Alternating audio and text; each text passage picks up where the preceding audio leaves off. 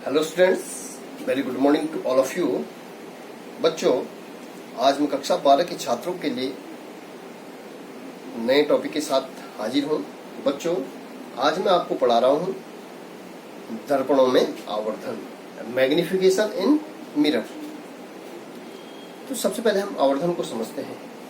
दर्पणों के द्वारा बने प्रतिबिंब की लंबाई तथा वस्तु की लंबाई के अनुपात को आवर्धन कहते हैं।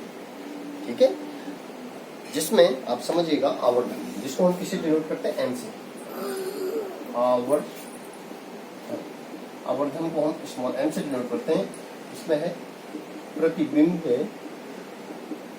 की लंबाई बटे वस्तु की लंबाई। ठीक है, मैंने कहा कि दर्पणों के द्वारा बने प्रतिबिंब की लंबाई तथा वस्तु की लंबाई के अनुपात को हम क्या कहते हैं? आवर्धन कहते हैं, मैग्निफिकेशन कहते हैं। बच्चों, प्रतिबिंब की लंबाई को हम डिनोट करते हैं आई से, इमेज, और ये हो गया ऑब्जेक्ट। ठीक है, तो एम इज इक्वल टू हो जाएगा आपका आई अपॉन ओ। ओके, अब हम जो है formula of magnification, formula of magnification, उसके लिए जो है डिराइव कर रहे हैं। ठीक है, मैग्निफिकेशन के लिए फॉर्मूला निकालने, तो उसके लिए हमें चित्र का आरेख समझना पड़ेगा। ठीक है, तो चित्र का आरेख समझने के लिए बच्चों चित्र का आरेख समझने के लिए हमें फिगर समझना पड़ेगा। बच्चों, M1 M2 एक गोलीय दर्पण है। M1 M2 द्वारा का एक गोलीय दर्पण हमारे पास है। ये हम पहले भी पढ़ चुके हैं इस प्रकार के फिगर को, जिसका वक्रता केंद्र क्या है? C है। ठीक है, फोकस क्या है? F है।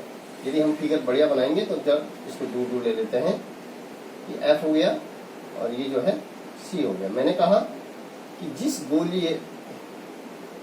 खोखले गोले का ये हमने जो द्वारक ले रखा है, गोलीय दर्पण ले रखा है, वो उसकी जो त्रिज्या होगी वो वक्रता केंद्र कहलाती है। ये आप F हो गया। ठीक है, ये ध्रुव हो गया P। ठीक है, अब जो है हम सीधे इसको जो है P से आगे को हम लेफ्ट साइड को लेंगे तो ये मुख्य अक्ष हो गया इसके अनुदिश।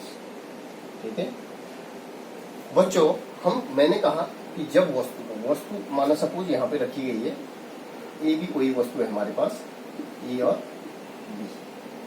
ए बी वस्तु से जो प्रकाश किरण परावर्तक पृष्ठ पर इंसिडेंट हुई, ठीक है, तो आपको पता है कि जो रूल है हमारे कि प्रतिबिंबों का बनना, कि जब मुख्य अक्ष के समांतर कोई प्रकाश किरण अपवर्तक पृष्ठ पर टकराती है, तो कौन से पृष्ठ पर? परावर्तक पृष्ठ पर। चूंकि दर्पण है तो टकरा के ये जो है मुख्य फोकस से होकर के निकल जाती है। ठीक है, इस तरीके से निकल गई। दूसरी प्रकाश किरण हमारी जो है, दूसरा जो है ए से हम इसको नाम देते हैं ए डी। प्रकाश किरण है वो मुख्य फोकस से होकर के निकल गई। दूसरी जो प्रकाशिक किरण है वो किससे जाती है? प्रकाशिक केंद्र मीन्स सेंटर ऑफ कर्वेचर से होकर के जाती है। ये दर्पण के लिए सेंटर ऑफ कर्वेचर हो गया, तो ये जो है बच्चों ये सीधे निकल गया यहाँ। तो क्या हो गया? ये इस परावर्तक पृष्ठ पर टकरा करके पुनः उसी मार्ग पे वापस चलेगी। ये हमारे नियम है। ठीक है, तो जहां पर ये मिले, ठीक है, दोनों जो प्रकाशिक किरण है जहां पे मिली वो बन गया हमारा A डैश, तो इमेज बनी, और ये है B dash. A dash B dash हमारा क्या बन गया? इमेज बन गई।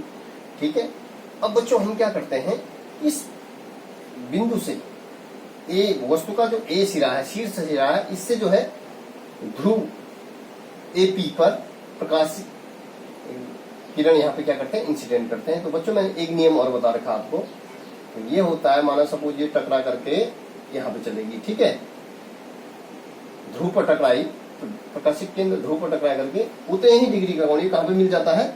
जहां पे इमेज बनी, इमेज का जो शीर्ष है ए डैश पर आपका ये मिल गया। ठीक है बच्चों, ये आपको मिल गई।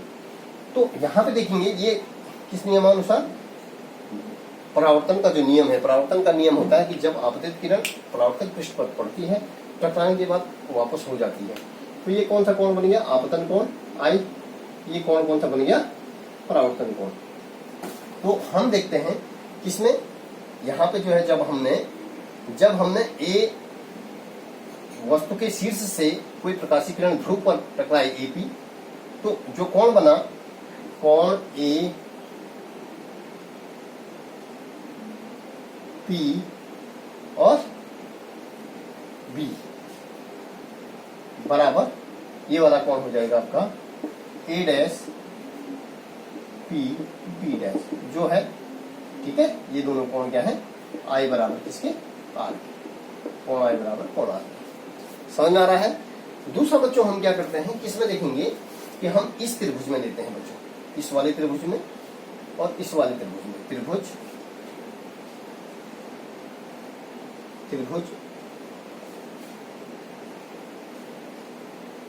ए बी पी तथा त्रिभुज ए बी डैश, त्रिभुज ए डैश बी डैश पी में आप देखेंगे ये वाला त्रिभुज ए बी पी और ए डैश बी डैश पी में ये वाला कोण दोनों का क्या है, समान। कोण ए पी बी बराबर कोण ए डैश पी बी डैश।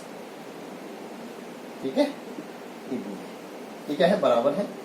दूसरा जो है, दूसरा कोण क्या हो गया आपका, ये वाला कोण ए डैश, कोण ए डैश बी डैश पी तथा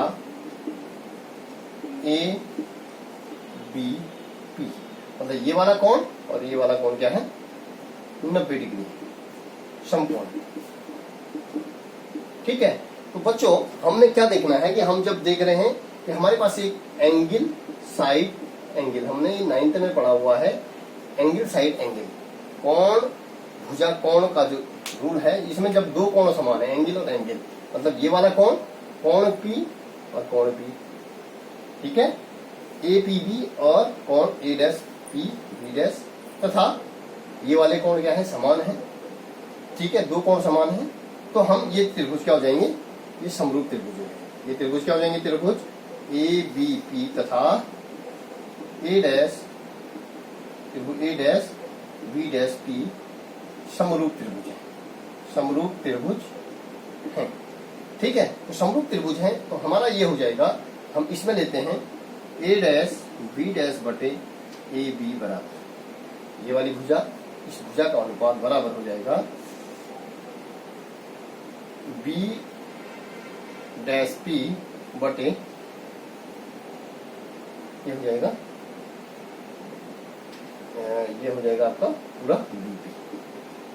ठीक है, अब हम जो है चिन्ह परिपाटी के हिसाब से यदि देखें बच्चों, यदि हम जो है चिन्ह परिपाटी का प्रयोग कर रहे हैं, तो चिन्ह परिपाटी का प्रयोग मैंने कहा कि कोई भी दर्पण है, उस दर्पण के ध्रुव से यदि हम नेगेटिव इधर को ले रहे हैं, बाएं साइड ले रहे हैं, तो ये वस्तु है, ये यू है, इसकी डिस्टेंस, ये इमेज है, ये भी है।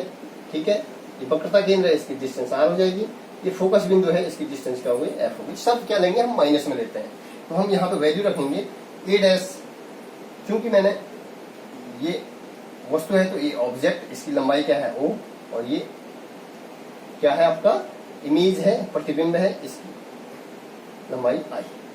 ठीक है, ए डैश बी डैश, ए डैश बी डैश क्या है, ऋणात्मक है, नीचे की ओर है। ठीक है, आई बटे ये क्या है, धनात्मक है, ए बी ऊपर को, मैंने कहा कि एक्स अक्ष के ऊपर साइड पे हम यदि नापेंगे तो धनात्मक और नीचे साइड लेंगे तो ऋणात्मक, बाएं साइड लेंगे तो धनात्मक और ध्रुव से दाएं साइड लेंगे तो ऋणात्मक, ध्रुव से दाएं साइड लेंगे तो धनात्मक दूरी मापी जाएगी और ध्रुव से बाएं साइड नापा जाएगा तो ऋणात्मक चिन्ह दिया जाएगा। ठीक है, बटे O is equal to B P dash, B P dash हमारा हो गया बी पी डैश। ठीक है, ये प्रतिबिंब की लंबाई होगी माइनस पी बटे माइनस, ये वस्तु बी पी क्या है, यहाँ से यहाँ की वस्तु की दूरी, VP डैश क्या है, प्रतिबिंब की दूरी। ठीक है, तो बच्चों हमारा जो आ गया ये हो गया, इसको हम बोलते हैं आवर्धन। ठीक है, ये हो जाएगा आपका, हमने निकाला है। तो चूंकि m बराबर क्या होता है, माइनस से माइनस क्या हो गया, कैंसिल हो गया। ठीक है, तो ये m इज इक्वल टू हो गया माइनस आई अपॉन ओ या v अपॉन u। ठीक है, तो हम इसको जो है m बराबर, चूंकि हम जान रहे हैं m बराबर आई अपॉन ओ होता है। ठीक है, तो माइनस कहाँ चला जाएगा, इधर हो जाएगा माइनस। तो बच्चों ये है आवर्धन का सूत्र। ठीक है, बोलने का मतलब है जब प्रतिबिंब नीचे को बन रहा है तो हमारा क्या होगा, आवर्धन क्या होगा, आवर्धन का जो सूत्र होगा वो ऋणात्मक में आएगा। जब वस्तु का प्रतिबिंब ऊपर को बन रहा है तो क्या आएगा, आवर्धन क्या होगा, धनात्मक होगा। तो बच्चों इस प्रकार से हम कह सकते हैं, इस प्रकार से हमने जो है दर्पणों में आवर्धन आपको बताया। अब हमने जो है इससे एक दो टॉपिक और छूट रहे हैं।